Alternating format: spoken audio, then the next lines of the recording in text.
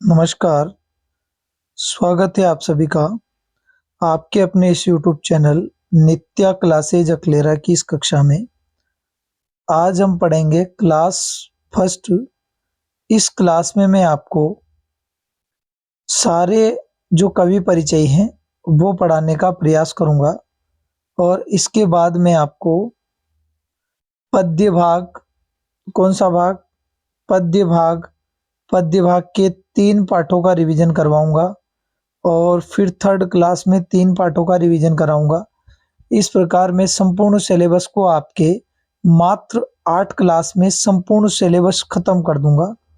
संपूर्ण सिलेबस का जो रिवीजन है, संपूर्ण रिवीजन आप पाएंगे मात्र 8 क्लास में। मात्र कितनी कक्षा में? 8 कक्षा में आपको संपूर्ण रिवीजन देखने को मिलेगा।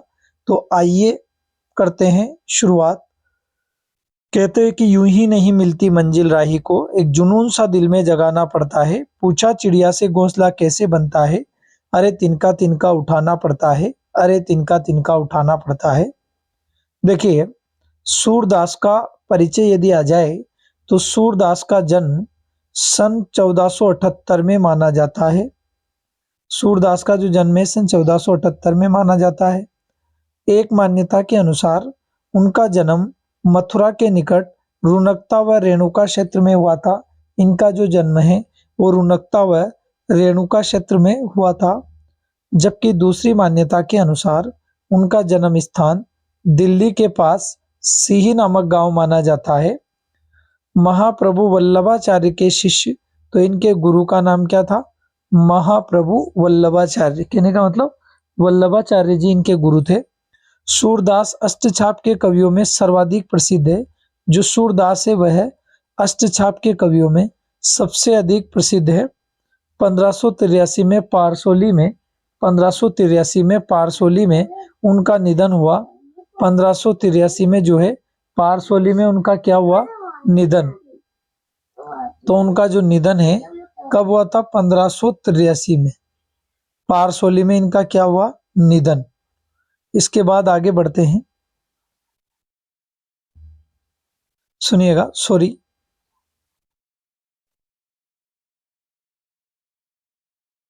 उनके 3 ग्रंथों सूर सागर, साहित्य लहरी, सूर सारावली में सूर सागर ही सर्वाधिक लोकप्रिय हुआ। तो सर्वाधिक लोकप्रिय कौन हुआ? सूर सागर।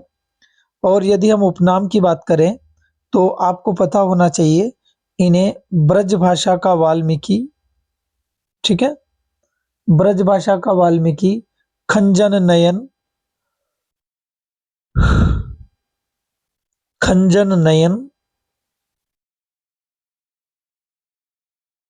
इन्हें प्रज्ञा चक्षु, ब्रज भाषा का वाल्मीकि,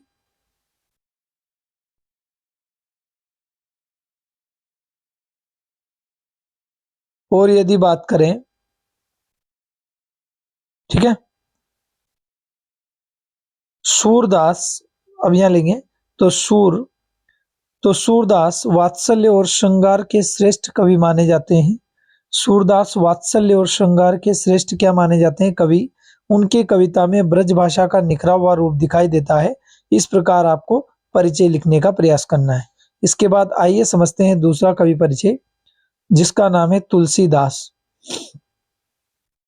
तुलसीदास का जीवन परिचय पूछा जाए तो साफ लिखेंगे कि तुलसीदास का जन्म उत्तर प्रदेश के बांदा जिले के राजापुर नामक गांव में सन 1532 में हुआ। कुछ विद्वान उनका जन्म स्थान जो है सोरो जिला एटा भी मानते हैं। तुलसीदास का बचपन बहुत संघर्षपूर्ण रहा था। इनके बचपन का नाम राम भोला था। आप याद रखना, इनके बचपन का नाम राम भोला था। इनके पिता का नाम आत्माराम था। पिता का नाम क्या था? आत्माराम, पिता का नाम था आत्माराम, माता का नाम था हुलसी, ठीक है। जीवन के प्रारंभिक वर्षों में ही माता पिता से उनका बिछोह हो गया।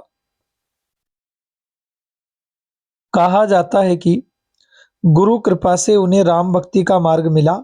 वे मानव मूल्यों के उपासक कवि भी कहे जाते हैं। राम भक्ति परंपरा में तुलसी अतुलनीय है। ठीक है, तो राम भक्ति परंपरा में तुलसी अतुलनीय है। रामचरितमानस कवि की अनन्य राम भक्ति और उनके सृजनात्मकता की पहचान है।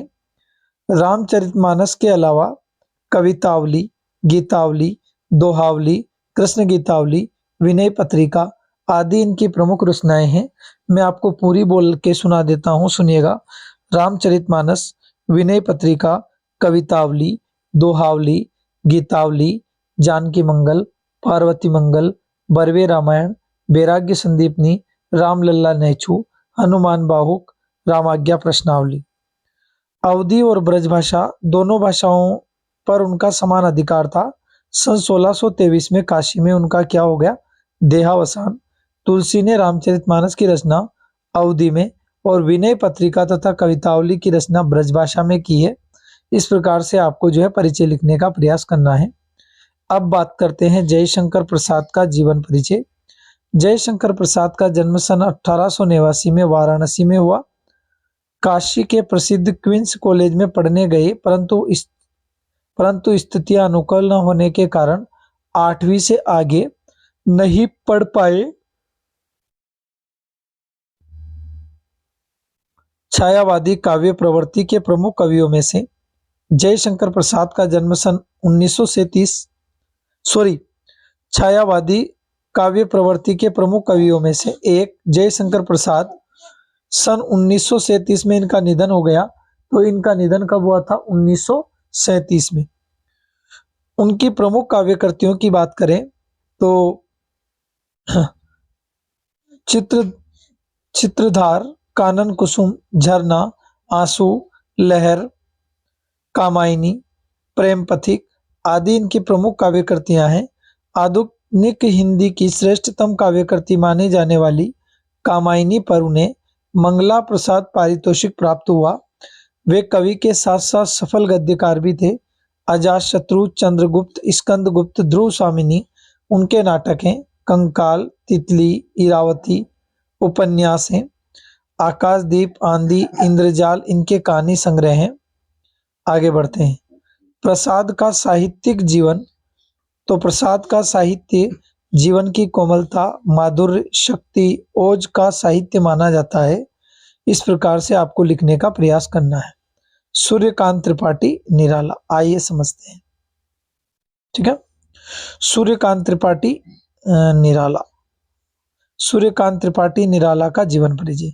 सूर्यकांत त्रिपाठी निराला का जन्म बंगाल के महिषादल स्टेट में सन 1899 में हुआ। 1899। वे मूलतः गढ़कोला जिला उन्नाव उत्तर प्रदेश के निवासी थे। निराला की औपचारिक शिक्षा 9वीं तक महिषादल में हुई थी। उन्हें स्वाध्याय से संस्कृत, बांग्ला और अंग्रेजी का ज्ञान अर्जित किया था। तो उन्होंने स्वाध्याय के माध्यम से, स्वयं के अध्याय के माध्यम से संस्कृत, बांग्ला और अंग्रेजी भाषा का ज्ञान अर्जित किया। निराला का पारिवारिक जीवन दुखों और संघर्षों से भरा था। साहित्यिक मोर्चे पर भी उन्होंने अनवरत संघर्ष किया। इनका सन 1961 में देहांत हो गया।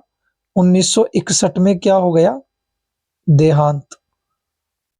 चलो, उनकी प्रमुख काव्य रचनाओं की बात करें तो अनामिका, परिमल, गीतिका, तुलसीदास, कुकुरमुत्ता, नए पत्ते, बेला, अर्चना, आराधना, गीत गुंज आदि इनकी प्रमुख रचनाएं हैं।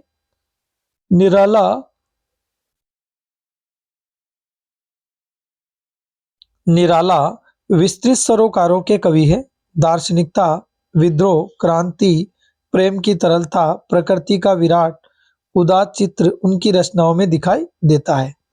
अब बात करते हैं नागार्जुन का जीवन परिचय। आइए समझते हैं।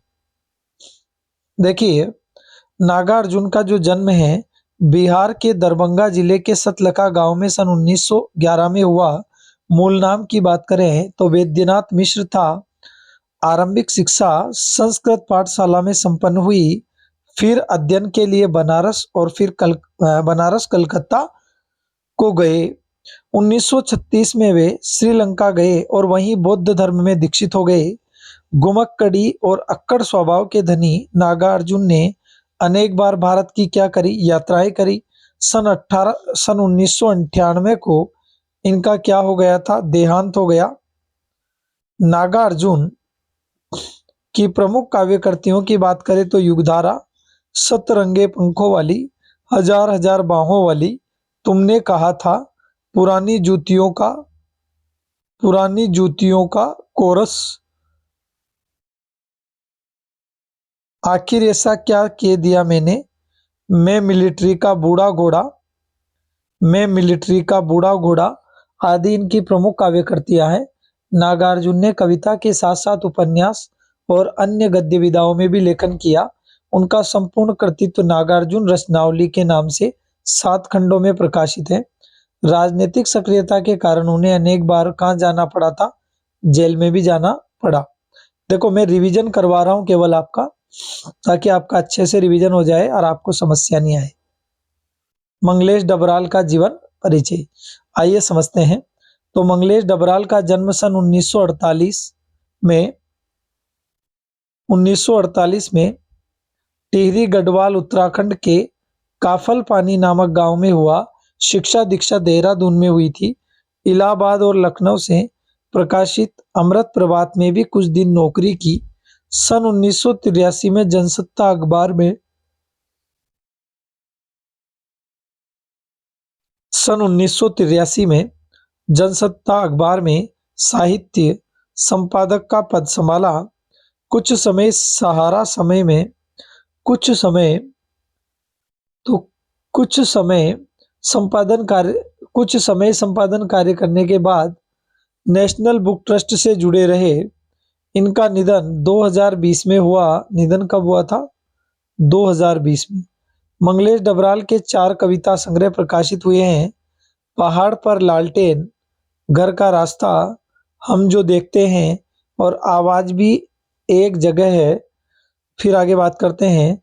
इन्हें साहित्य अकादमी पुरस्कार पहल सम्मान से सम्मानित किया गया। उनका सौंदर्य बोध सूक्ष्म और भाषा पारदर्शी है। सौंदर्य बोध इनका सूक्ष्म है और इनकी भाषा कैसी है? पारदर्शी। अब देखिए, मैंने कवि परिचय का तो आपको क्या करवा दिया है, मेरी तरफ से केवल मैं रिवीजन करवा रहा हूं। आप भी जानते, याद तो आपको ही करना है। तो आपकी पहली क्लास जो रही उसमें है कवियों के परिचय का रिवीजन। जो आपकी दूसरी क्लास होगी उसमें आपको 3 पाठ दिखाई देंगे पद्य भाग के। 3 पाठ दिखाई देंगे और 3 पाठों की यदि आप बात करें तो पद्य भाग के 3 पाठ सेकंड क्लास में आपको मिलेंगे, जिसमें पहला तो हो गया आपका सूरदास। दूसरा आपको नाम याद होना चाहिए तुलसीदास। तीसरा आपका यदि बात करें सूरदास, तुलसीदास, जयशंकर प्रसाद। ठीक है, सेकंड क्लास ये रहेगी। और थर्ड क्लास जो आएगी आपकी वो इससे आगे वाली 3 यूनिटें रहेगी। फिर पद्य भाग समाप्त। गद्य भाग में हम सिर्फ 1 क्लास लेंगे। इस प्रकार से मैं आपका काम बहुत इजी करने जा रहा हूँ। आपसे केवल इतनी सी आशा है कि आप ढंग से इस कक्षाओं को देखना, तभी आपकी पूरी पड़ेगी। बहुत बहुत धन्यवाद। जय हिंद, जय भारत। मिलते हैं अगली कक्षा में। Thank you.